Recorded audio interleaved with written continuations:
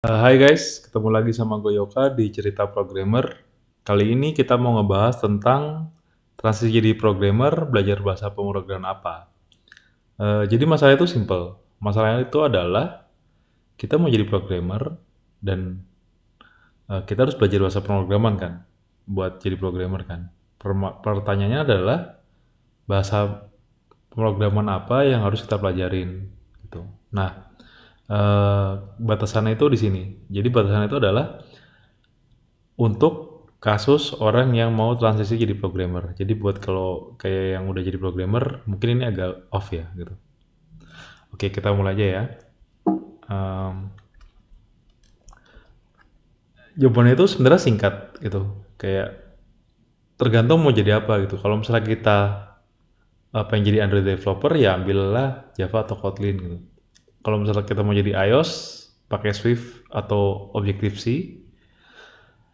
Kalau misalnya mau jadi front end bisa pakai JavaScript atau kayak mau jadi data scientist atau analis itu bisa pakai Python atau R. Nah, tapi itu jawaban singkatnya kan. Yang panjangnya itu adalah, mungkin belum sebelum yang panjang itu bisa ini sih, kayak kalau misalnya backend gimana? Tadi kan kita udah ngebahas kayak di front end web, terus ngebahas di Android, di iOS, terus data scientist. Kalau backend gimana ya? Backend ini sebenarnya agak menarik karena dia nggak punya satu bahasa yang biasa sering dipakai sih. Jadi kadang-kadang ada yang pakai PHP, ada yang pakai Go, ada yang pakai Python, ada yang pakai Node.js gitu. Atau malah pakai Rust kalau yang baru. Bisa. Nah, kalau kayak gini itu mungkin agak pusing ya, gitu. Tapi kalau menurut gua, pilih yang dipakai sama mentor atau kenalan kita. Kita kan biasanya punya teman programmer ya. Kayak misalnya dulu kalau gua itu gua udah ada temen yang jadi programmer gitu. Tapi untungnya waktu itu gua nggak pengen ngambil backend sih. Jadi kira itu ngambilnya front end gitu. Cuman itu akan sangat membantu kalau misalnya teman kita itu make gitu. Karena kalau kita udah punya temen yang dia programmer, kita bisa nanya-nanya nih sama dia gitu. Bisa nanya-nanya, bisa kayak minta review. Misalnya kita bikin program apa, bisa nanya ke dia bilang, ini gue bikin program nih, kayak tolong cekin dong gitu. Dan sebenarnya yang paling penting itu adalah karena itu adalah bahasa pertama kita gitu. Jadi kalau bahasa pertama itu yang paling penting itu adalah pilih yang paling cepat buat dipelajarin. Kan kita mau jadi programmer tuh. Ketika menjadi programmer gini kan targetnya adalah gimana caranya secepat mungkin kita ke sana gitu. Karena ketika kita udah nyampe sana, udah jadi programmer gitu akan jauh lebih banyak belajarnya gitu pas kita udah kerja gitu. Dan di samping itu juga yang paling penting itu bahasa programmer itu eh, bisa kita pakai buat explore domain yang kita mau gitu. Kalau di bahasa pemrograman itu ada istilahnya tuh Turing Complete. Turing Complete itu artinya dia bilang kalau misal satu bahasa pemrograman itu Turing Complete gitu, maka secara praktis, secara teori dia bisa buat bikin apapun gitu. Nah, biasanya yang udah ada sekarang itu semuanya tuh bisa dibilang Turing Complete gitu. Jadi sebenarnya kalau untuk awal-awal yang paling penting itu adalah ambil satu, ambil yang bisa yang kita punya teman kita mentornya pakai apa, dia bisanya apa gitu. Habis itu ya kita pakai buat explore domain kita. Kalau misalnya ini terutama untuk kasus backend ya gitu. Kalau misalnya kita yang orang-orangnya teman kita biasa pakai PHP ya pakailah PHP gitu. Kalau mereka biasa pakai Go pakailah Go. Kalau misalnya mereka pakai Python. Karena itu semuanya udah ada pekerjaannya sih, banyak sih gitu. Jadi nggak perlu takut buat nggak dapet juga gitu. Habis itu yang paling penting itu adalah jangan terlalu banyak mikir. Jadi tadi kan udah dibilang kan, karena ini kan kita mau jadi programmer. Yang paling penting itu adalah gimana caranya kita bisa cepat dapat kerjaan. Dan ini bukan cuma masalah duit doang ya. Karena yang paling penting itu adalah butuh banget pengalamannya gitu. Kayak waktu itu contohnya ya, waktu itu gue belajar sendiri programming dari Treehouse, dari Udacity, dari macam-macam gitu. Tapi ternyata ketika gue masuk itu beda banget gitu. Padahal waktu itu mungkin kayak kondisinya ruang guru itu belum sebagus sekarang gitu. Kondisi ini ya dari code base-nya segala macam gitu. Jadi waktu gue masuk saat itu masih belum sebagus sekarang, jauh gitu. Tapi itu pun udah jauh daripada yang gue pelajarin. Jadi kalau yang gue pelajarin itu cuman kayak makainya yang simple-simple, oh ternyata kok makanya kayak gini ya gitu. Ternyata yang kalau gue pelajarin kan makanya kayak for loop biasa gitu. Ternyata gue harus coding pakai React yang dia for loop itu udah kayak hampir nggak pernah dipakai gitu. Jadi yang paling penting adalah gimana caranya kita cepat belajar, dapat domainnya, dapat kerjaan. Karena ini perjalanan kita tuh masih panjang banget nanti. Dan semakin cepat kita kerjaan, kita semakin bisa explore macam-macam gitu. Nah, samping itu, ketika kita mau transisi itu yang paling sulit itu adalah gimana caranya kita cepat ngelangkah. Jadi kayak gue punya beberapa temen yang dia pengen jadi programmer juga, tapi karena kurang cepat ngelangkahnya, akhirnya dia kehilangan momentum gitu. Tapi ada juga yang kayak udahlah gue ngambil ini aja, terus ya udah momentum itu ke bawah gitu. Jadi jangan sampai ketika kita mau jadi programmer gitu kita kebanyakan mikirnya kayak oh ngambil apa ya, oh gue mau ngambil Python karena Python misalnya bisa dari data science bisa ke backend bisa ke macam-macam gitu. Terus kayak mikir lagi, oh tapi kan Python lambat ya. Terus ya udah deh, apa ya yang lebih cepet ya? Kayak ambil Go segala macam gitu. Terus ternyata pas nyampe Go loh, tapi kok Go ini nggak ada polymorphism ya? Gitu. Terus kayak ganti lagi. Akhirnya momentumnya hilang, kita bahan bakarnya udah habis, ya udah malah jadi negatif gitu. Yang penting ambil satu kita mau di mana, langkah cepet. Kayak contohnya yang paling simpel itu yang gue alamin ya, kayak video YouTube nih misalnya, yang di sini. Itu kalau diperhatiin kayak yang sekarang sama yang sebelumnya itu agak lumayan jauh ya dari macam-macam dari kayak kualitas suaranya, kualitas ininya gitu. Gue nggak bilang ini jauh lebih baik, nggak bilang ini ideal, tapi ada perkembangan gitu. Dan ternyata yang saat itu nih, waktu itu gue ngerekam yang di video yang ketiga atau keberapa itu kayak mikirnya, wah ini kok eh, kurang bagus ya gitu ternyata. Ya udah gue betulin lagi. Terus ternyata sampai sekarang yang dulunya gue anggap bagus jadi jelek gitu. Tapi itu dimulai karena saat itu gue berani diri buat ngerekam video YouTube misalnya gitu buat berbagi. Ini juga sama halnya. Yang paling penting adalah ambil satu, kerjain gitu. Mau apapun gitu. Kalau misalnya kita yakinnya di Android ya ambillah itu Java atau Kotlin gitu. Kita yakinnya di mana ya ambillah gitu. Yang penting cepet ngelangkah aja sih. Itu untuk saat ini tuh masih belum terlalu kritikal gitu.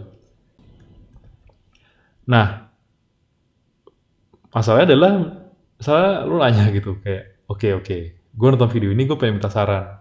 Nah, gue sebenarnya nggak mau bias karena agak repot ya gitu. Setiap programmer tuh biasanya punya preference masing-masing. Kayak kalau misalnya ditanya sekarang bahasa favorit gue apa, gue akan bilang itu mungkin kayak OCaml misalnya atau Haskell. Tapi masalahnya eh gue bukan masalahnya sih, kayak gue mencoba untuk ini ya, kayak mikir apa ya yang kira-kira bisa buat semua orang make itu. Gimana kalau JavaScript? Karena walaupun orang-orang bilang kayak JavaScript itu lambat, JavaScript itu aneh, JavaScript itu segala macam gitu. Yang dimana kalau misalnya kita browsing internet pasti banyak banget yang kayak, ini JavaScript gimana sih? Masa var nggak ada scope-nya gitu? Atau JavaScript ini gimana sih? Kayak bingungin banget nih, dia OOP bukan, ini bukan gitu. Tapi kenyataannya di lapangan itu adalah dia yang paling banyak dipakai sama programmer. Kayak 69,7% programmer itu pakai JavaScript gitu. Atau minimal tahu JavaScript gitu. Ini ada di Stack Overflow survei. Nah, jadi efeknya apa? Efeknya banyak banget yang bisa ditanyain. Orang-orang yang bisa tanyain. Kalau kita punya kenal teman programmer dikit aja, biasanya mereka tahu JavaScript. terlepas dari dalam atau enggaknya ya. Tapi walaupun mereka nggak dalam, paling enggak itu akan lumayan gitu. Karena kalau yang kita udah jadi programmer aktif gitu, itu agak beda sih kayak kualitasnya gitu. Even yang mereka bukan ahli di sana aja, di JavaScript aja biasanya kodenya juga udah lumayan gitu. Itu satu. Yang kedua itu banyak banget sumber yang bagus buat belajar yang ramah sama pemula gitu. Jadi karena dia paling banyak dipakai JavaScript, jumlah komunitas itu banyak. Akhirnya banyak banget sumber-sumber belajar yang buat belajar JavaScript ini gitu. Dari yang gratis sampai yang bayar. Dari yang kualitasnya jelek sampai yang kualitasnya bagus gitu. Dan perlu diketahui juga bahwa JavaScript ini lingua francanya web sih. Jadi kayak web browser itu kalau misalnya kita buat aplikasi web tuh pasti pakai JavaScript di bawahnya gitu. Emang sekarang udah ada kayak web assembly gitu. Cuman web assembly misalnya itu tuh cuman kayak buat high performance doang sih biasanya. Kayak misalnya waktu itu kayak di eBay apa ya, dia bikin buat scanner barcode biar cepet pakai web. Tapi tetap aja kalau misalnya kayak buat displaynya, buat segala macamnya gitu, itu pakai JavaScript ujung-ujungnya. Jadi banyak yang bisa dieksplor di sini. Nah, ada lagi JavaScript itu kan banyak ini ya. Tadi gue udah pernah bilang kalau JavaScript itu komunitasnya banyak gitu. Jadi kalau misalnya kita banyak gini, kita orang-orang itu pada kreatif gitu loh. Jadi dia dari yang tadi cuma web front end doang, mereka bikin kayak backend juga, bisa buat explore backend juga gitu. Ide itu waktu itu simple sih.